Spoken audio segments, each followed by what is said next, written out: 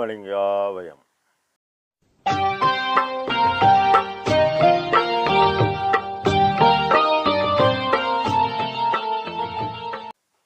அருட்பெரும் ஜோதி அருட்பெரும் ஜோதி தனிப்பெரும் கருணை அருட்பெரும் ஜோதி.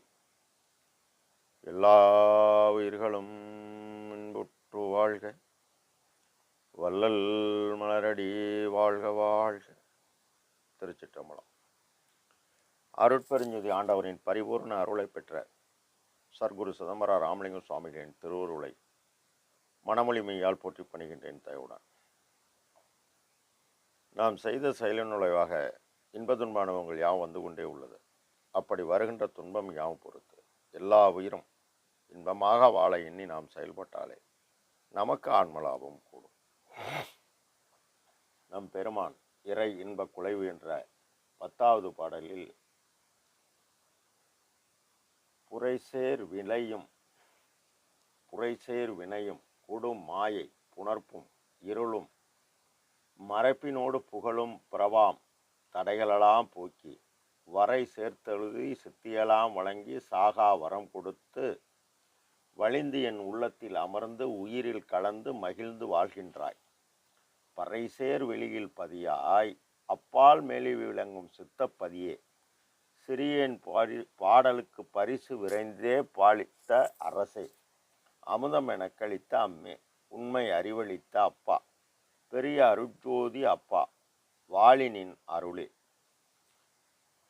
பெருமான் யாரும் பெற்றிடாத நிலையை அடைந்ததற்கு காரணம் ஜீவகாருண்ய ஒழுக்கம் மட்டுமே. இறைவன் அனாதி, காற்றும் அனாதி, ஆன்மா அனாதி, அறம் அனாதி, அருட்சக்தி அனாதி. தவத்தை விட மிகப்பெரிய தவம் பசி நீக்கல் என்கின்றார் திருவள்ளுவர் கடவுளார். ஆற்றுவார் ஆற்றல் பசி ஆற்றல், அப்பசியை மாற்றுவார் ஆற்றல் பின் என்கின்றார். ஆனால் அன்று பசி நீக்கினால் இறைவனின் அருளை பெற முடியாது. காரணம் இறைவன் காட்டியது காற்றின் இயக்கம் மட்டும்தான். அதனால் புண்ணிய பலன் கூடும். ஆனால் இறைவன் வள்ளல் பெருமானின் மூலம் ஒளி இயக்கத்தை காட்டி எவ்வாறு தன்னை அடைவதென கூறி அந்த பாதையில் சென்று கடவுள் நிலையறிந்த அம்மயமானவர் வள்ளல் பெருமான் ஒருவரே. இறைவன் அறத்தை இரு கூறுகளாக பிரித்துள்ளார். விதித்தன செய்தல் அறம், விளக்கின ஒழித்தல் மரம். ஒழிக்காது நீ செயல்பட்டால் உனக்கு அதற்குரிய தண்டனை கிடைக்கும். புரை என்பது துன்பம் சேருகிறது.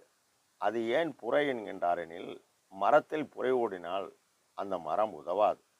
அதுபோல் மனித மனத்தில் புரை ஓடினால் வாழ்வு சிறக்காது. வினை, நாம் செய்த செயலின் தொகுப்புத்தான் வினை, கர்மா, ஊழ் எனப்படும். கொடும் மாயை புணர்ப்பும் இருளும் மறைப்பினோடு புகழும் பரவாம் தடைகளலாம். மாயை மனதை வெளியில் உள்ள பெண் பொன் மண் மீது ஆசை உண்டு நிலையில்லாத பொய்ப்பொருளை மெய்ப்பொருளாக நம்பி பயணம் போகும்போது வெறும் கையை வீசி போக வைப்பது. இருள், அறியாமை கூடினால் இருள். அறியாமைக்கு காரணம் ஆணவம், கண்மம், மாயை, ஆமாயை, அறியாமை. இவைக்கு காரணம் காமம், கோபம், மோகம், லோபம், மதம், மாச்சரியம் கூடி நம்மை மேலேற விடாமல் தடுக்கும். மேலே கூறிய எல்லாவற்றையும் எப்படி நீக்குவது? விதித்தன செய்தால் 50, விதித்தன செய்யும் பொழுது வினக்கினே தானே ஒழிந்தால் 50. ஆக 100% நன்மை பெறுவோம். நன்மை தருவதில் எல்லா உயிருக்கும் இறைவனால் கொடுக்கப்பட்ட உபகார கருவி பசி. எல்லா உயிரிலும் இறைவன் நீக்கமர நிறைந்துள்ளான் என எண்ணுவது ஈஸ்வர பக்தி. அப்படி எண்ணி பசித்த இலையின் பசியை போக்கினால் பர உபகாரமாகிய மேலான புண்ணிய செயல் இறைவனின் தயவு பெறக்கூடிய வழி. அதனால்தான் பெருமான் சுத்த சன்மார்க்கத்தின் முதற் சாதனமாகிய ஜீவகாருண்ய ஒழுக்கமே கடவுள் வழிபாடு என்கின்றார். காரணம், அருள் என்பது கடவுள் தயவு, ஜீவகாருண்யம் என்பது ஜீவர்கள் தயவு. சிறிய தயவு கொண்டு இறைவனின் பெரிய தயவை பெற வேண்டும். அவ்வாறு பிற உயிரை அழிக்கக்கூடிய பசியை நாம் போக்க இறைவனின் தயவால் நம்முள் உள்ள உயிர் பொருள் கூட மேற்கூறிய எல்லா தடைகள் எல்லாம் நீங்கி உடன் ஆண்டவரிடத்த அன்பும் உயிர்கள் வாழ்க்கையும் கொண்டு நிலையாமை உணர்ந்து நாம் அறமிராது உழைத்து நாம் தேடிய பொய்ப்பொருளை நம் தேவை போக மீதமுள்ள பொருளை அற்றார் அழிபசி தீர்த்து மெய்ப்பொருளாக்கி நாம் செய்த பரோபகாரத்தால் நமக்கு ஆற்றல் கூடி எல்லாம் செயல்கூடும். இது ஒன்றே வழி, இது கடவுள் காட்டிய வழி, கடவுளை அடையும் வழி என உறுதியாகிவிட்டது. ஞான பொருள், ஞானம் என்பது அறிவு, ஒளி, தெளிவு பெற்றுவிட்டார். ஞான பொருள் வரை சேர்த்து அருளி சித்தியெல்லாம் வழங்கி சாகா வரம் கொடுத்து நமக்கு எவ்வளவு தீவினை உள்ளது என தெரியாத, ஆனால் நாம் செய்த பரோபகார செயலால் நம் மனதிற்கு தெரியும்.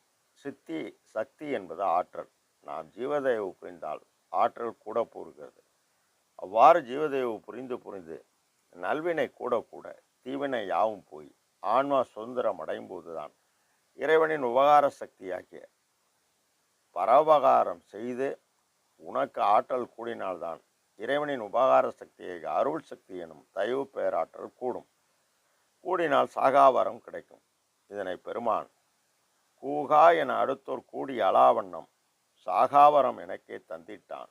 ஏகா அநேகா என மறைகள் ஏத்தும் சிற்றம்பலத்தான் மா காதலினால் மகிழ்ந்து என்கின்றார். வழிந்தனை உள்ளத்தில் அமர்ந்து உயிரில் கலந்து மகிழ்ந்து வாழ்கின்றார். வாழ்வதற்கு நமக்கு நித்திய ஒழுக்கம், சிறப்பு விதி, பொது விதி, தீப விளக்கம், தேக நஷ்டம் அறிந்து உன் உடம்பை வலுவுள்ளதாக தினசரி கரிசாலை மழைநீர் உண்டு ஒழுக்கம் 4 கடைபிடித்து ஜீவதேவு செய்ய செய்ய ஆற்றல் கூட சத்துவசாரம் செய்து இந்திரிய ஒளி, கரண ஒளி, ஜீவ ஒளி, ஆன்ம ஒளி பெற்று இதனுடன் அருள் ஒளி கலக்க வேண்டும்.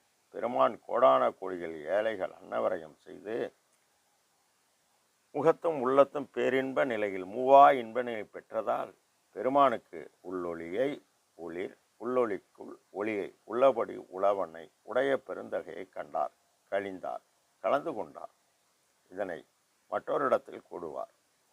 வானிருக்கும் பிரம்மர்களும் நாரணனும் பிரணனும் மாதவம் பன்னாள் புரிந்து மணிமாட நடுவே தேனிருக்கும் மலரணை மேல் பள்ளி கரையினுடை திருவருள் சேத்தர்களென செப்பி வருந்திடவும் நான் இருக்கும் குடிசையிலே வழிந்து நுழைந்து எனக்கு நல்ல திரு அருளம்தம் நல்கியதன்றியும் என் ஊனிருக்கும் குடிசையிலும் ஓந்த நுழைந்தடியேன் உள்ளவெனும் செருகுடிசையிலும் நுழைந்தனையே என்பார். பறைசேர் வெளியாய் பதியாய். இதனை அடுத்த பதிவில் பார்ப்போம். அருட்பெரும் ஜோதி, அருட்பெரும் ஜோதி, தனிப்பெரும் கருணை, அருட்பெரும் ஜோதி. ராமலிங்காவை திருச்சிற்ற